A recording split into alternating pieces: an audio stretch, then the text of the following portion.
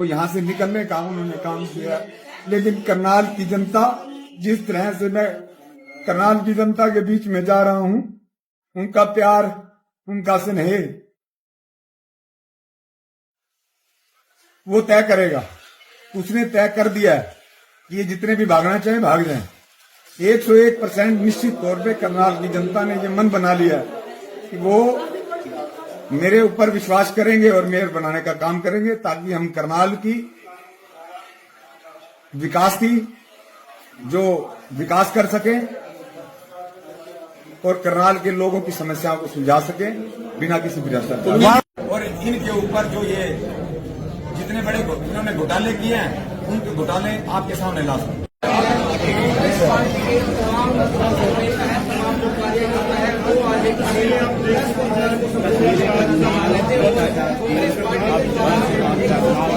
जो कांग्रेस है वो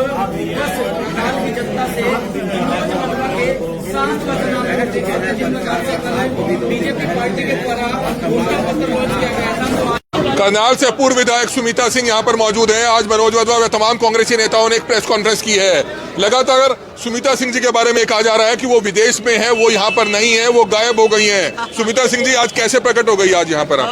मुझे तो समझ नहीं आता, ये जो इतना प्रचार हर कोई जो मेरे बारे में, पता नहीं वो मेरे से इतना क्यों घबराते हैं बीजेपी वाले। मतलब हर कोई जो जा रहा है वो मेरे बारे में प्रचार कर रहा है और करते रहे। मुझे उनकी बातों की प्रमाण को प्रत्यक्ष क्या, जो बोलते हैं प्रत्यक्ष को प्रमाण क्या, मैं आपके सामने खड़ी हूँ। 4 दिन पहले भी खड़ी थी, रोज जाती हूँ। लेकिन 2-3 दिन पहले भी जगमोहन आनंद जो स्थानीय विधायक है भाजपा से, उन्होंने कहा कि सुमिता सिंह यहाँ पर नहीं है, वो विदेश में है। पता नहीं उनको, मुझे लगता है सोए सपने में भी मेरे विदेश के कोई दौरे नजर आते हैं। मैं तो यही हूँ, आप सबके सामने हूँ। ना तो कोई मेरे पास प्राइवेट जहाज है, ना कोई हेलीकॉप्टर है कि मैं, और मेरे को समझ नहीं आ रहा। विदेश तो लोगों ने ऐसे कर दिया है कि जैसे मैं कुटेल या करण विहार या रामनगर जा रही हूँ। तो क्या कुछ कहना चाहेंगे? मेयर उम्मीदवार मनोज वधवा व तमाम कांग्रेसी नेताओं ने आज यहाँ प्रेस कॉन्फ्रेंस की है, क्या इसका मुख्य उद्देश्य है और क्या कुछ अपील करेंगे?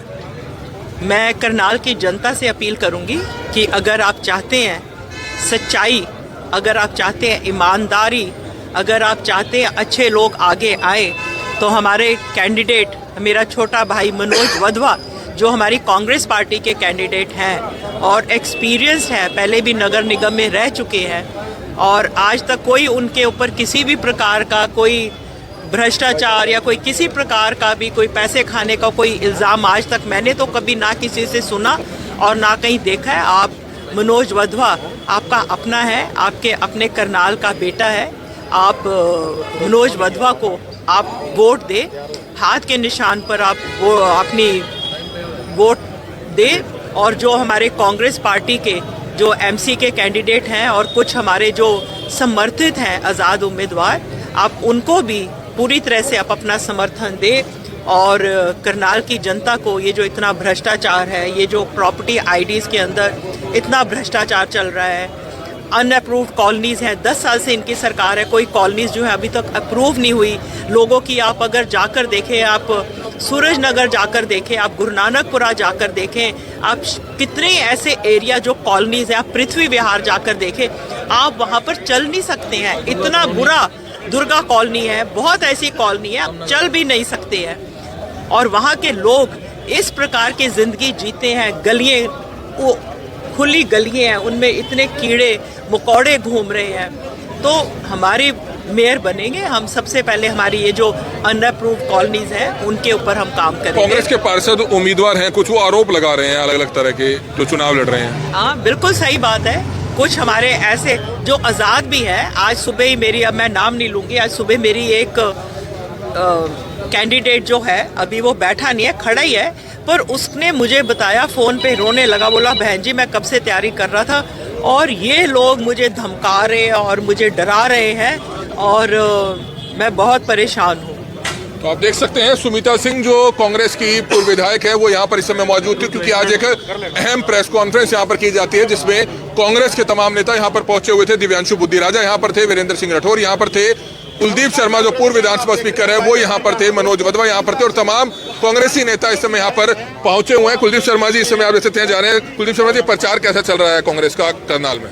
आप देख रहे हैं कि बड़ी मजबूती के साथ सारी कांग्रेस एक होकर भारतीय जनता पार्टी के खिलाफ जो मेयर का इलेक्शन है इसमें सारी पार्टी एक है। और जब कांग्रेस एक होकर मजबूती से चुनाव लड़ रही है, परिणाम भी सार्थक रहेंगे। परिणाम भी सार्थक रहेंगे। इस तरह की बात जो है पूर्व विधानसभा स्पीकर व सीनियर कांग्रेसी नेता कुलदीप शर्मा इस समय करते हुए नजर आ रहे हैं। लाइव तस्वीरें इस समय कांग्रेस का जो मुख्यालय है नगर निगम चुनावों का, वहां से इस समय आप ये लाइव तस्वीरें देख रहे थे। कांग्रेस के नेता हरिराम साबा भी हमारे साथ मौजूद है। साबा साहब, क्या कहना चाहोगे? कांग्रेस को कोई झटके तो नहीं लग रहे जो कांग्रेसी नेता छोड़ कर जा रहे हैं? कुछ असर पड़ेगा इससे कांग्रेस पर? देखिए, कांग्रेस तो वो समुंदर है जो हमेशा भरा ही रहता है। ये तो प्रवासी पक्षी थे, आए चले गए। एक प्रवासी पक्षी जी आज चले जाएंगे, नायब सैनी जी आ रहा है। ये लोग कोई कांग्रेस के कार्यकर्ता नहीं है। कांग्रेस तो हमारे खून में है। जो यहाँ खड़े हुए हैं ये कांग्रेस के वर्कर हैं, कांग्रेस के लीडर हैं। ये तो आए टिकट मांगने के लिए आए, टिकट मिली नहीं चले गए। इन्होंने कांग्रेस के लिए कोई संघर्ष नहीं किया। लेकिन करनाल में कांग्रेसी नेता इस चुनाव में सारे नजर नहीं आ रहे फील्ड में, सिर्फ प्रेस कॉन्फ्रेंस होती है तभी इकट्ठे होते हैं। नहीं, ये सारे यहीं हैं और सब अपने तरीके से प्रचार कर रहे हैं। जितने भी आप एक भी कांग्रेस के लीडर को बता दो, सुमिता सिंह है, जयप्रकाश गुप्ता जी हैं, सुरेश गुप्ता जी हैं, आज कुलदीप शर्मा जी भी आए, बुद्धि राजा जी यहीं हैं, और जितने हमारे जैसे जो सेकंड थर्ड क्लास कैटेगरी के नेता हैं वो भी सारे लगे हुए हैं। आप देखना, कांग्रेस यहाँ से अच्छे बहुमत से इलेक्शन जीतेगी। कांग्रेस जीतेगी ऐसे दावा जो है कांग्रेस के नेताओं की तरफ से किया जा रहा है। तो एक खबर देख रहे थे आज, जहां कांग्रेस के तमाम नेता एक ही मंच पर नजर आए और एक प्रेस कॉन्फ्रेंस भी यहां पर की गई। Kamal Midda, Karnal breaking news, Karnal. Congress party ने करनाल के मेयर इलेक्शन में मेरी अपनी राय में और कांग्रेस के कार्यकर्ताओं की राय में और कांग्रेस के सामूहिक नेतृत्व की राय में एक कंसेंसस और बेस्ट कैंडिडेट के रूप में श्री मनोज वधवा जी को चुना है। और मैं समझता हूँ कि इनसे ज़्यादा बेहतरीन कैंडिडेट हमारे मेयरियल इलेक्शन में कांग्रेस में नहीं था। और वधवा जी का जो पास्ट बैकग्राउंड है मेयर के इलेक्शन का, तब भी बीजेपी की सरकार थी और उन्होंने बड़ी बहादुरी से एक बेहतरीन चुनाव लड़ा था। वो बात दूसरी है कि सरकारी तंत्र के दबाव में वो चुनाव हारे और दूसरे लोग जीते। लेकिन जो करनाल के मुद्दे आज हमारे मेयर प्रत्याशी श्री मनोज वधवा जी ने उठाए हैं, जो करनाल का हित चाहते हैं, जो करनाल शहर में व्यवस्था चाहते हैं और जो करनाल में विकास कराना चाहते हैं, भ्रष्टाचार रहित, वो मनोज वधवा जी के साथ रहेंगे। और जिन्होंने केवल मात्र किन्हीं आकर्षणों की वजह से वोट देनी है, उनका मैं कह नहीं सकता। लेकिन अगर करनाल को बीच में रखें, करनाल को विकास को मुद्दा बनाकर आपकी वोट जानी है, तो वो वोट मनोज वधवा जी के हक में जानी चाहिए। आप कब तक हैं सर कांग्रेस में? ऐसी बहुत सारी अटकलें लगाई जा रही हैं कि आप भी बीजेपी का दामन थाम सकते हैं जैसे बाकी नेता चले गए। जब भी चुनाव आते हैं तो इस प्रकार के प्रचार नेताओं के बारे में करते हैं। और मेरे बारे में भी ये क्या पहला प्रचार सुन रहे हो? पहले विधानसभा चुनाव हुआ तब हुआ था, उससे पिछला विधानसभा हुआ था तब हुआ था। ये तो प्रचार ये लोग करते हैं। देखिए, मैं एक भावनात्मक रूप से आइडियोलॉजिकली कांग्रेसमैन हूँ और I am a third generation का। तो इस प्रकार की आपका ये मेरे से प्रश्न पूछते वक्त आपके पास कोई आधार है? आपके नेता ही बोलते हैं। आपके पास क्या आधार है बताओ? इस प्रकार का प्रश्न पूछने का आधार बताइए। आपके नेता ही बोलते हैं, चर्चा रहती है, वो चर्चा के बिहाव पर मैंने सवाल किया है। किस नेता? सबके नाम थोड़ा यहाँ पर उजागर तो होंगे। बिना आधार के किसी, आप तो मुझे बहुत ज्यादा जानते हैं और हम आपका सबका बहुत सम्मान करते हैं। आपको किसी के कहने से बेशतर मेरे से पूछो, सवाल तो मेरे से कहने का तो मैं यहाँ से बाहर निकलूंगा फिर कह देंगे। आप इतने सीनियर पत्रकार हैं, इतने समझदार लोग हैं, आपको हम इतना सम्मान करते हैं कि विदाउट एनी बेसिस कोई क्वेश्चन बनता नहीं। बेसिस हो तो ठीक है, फिर मेरी कोई एक्टिविटी हो, कोई बात हो, ये इस तरीके की चर्चा बात। ये थी सर कि कार्तिकेय शर्मा एक ग्राउंड तैयार कर रहे हैं जिनके माध्यम से आप बीजेपी का दामन थाम सकते हैं। It's a very valid question. Now you have named somebody. Karthik Sharma is my son-in-law and he is not in BJP. He is an independent member of parliament supported by लेकिन उनकी माताजी उनकी BJP माताजी हैं, वो लंबे समय से 2014 से पहले विनोद शर्मा जी और उनके परिवार ने कांग्रेस छोड़ दी थी। मैं तब भी कांग्रेस में था।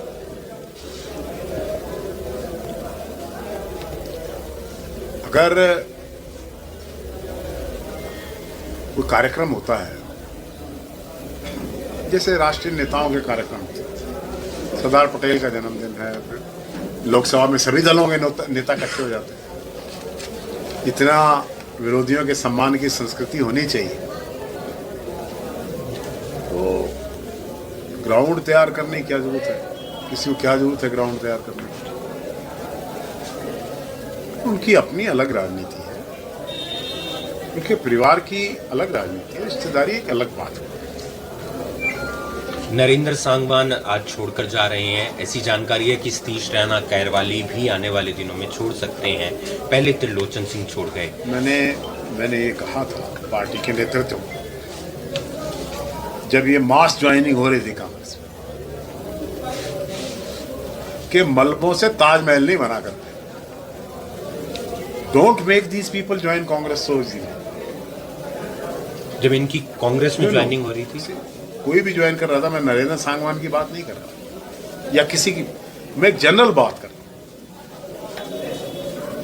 कि परिंदों का कोई मजहब नहीं होता। कभी मस्जिद पे जा बैठे, कभी मंदिर पे जा बैठे, ये राजनीति के परिंदे हैं। इनका बैकग्राउंड चेक करिए ना, अब ये कौन कौन लोग हैं हरियाणा में, कब किस दल में थे, कहां से क्या हुआ, ये सब चीजें स्टेबलाइज्ड पॉलिटिक्स का हिस्सा नहीं है। कांग्रेस का टूटना संगठन ना होना भी बड़ा कारण हो सकता है। कांग्रेस कहां से टूटी दिखाई दे रही है आपको? Why should you ask such questions?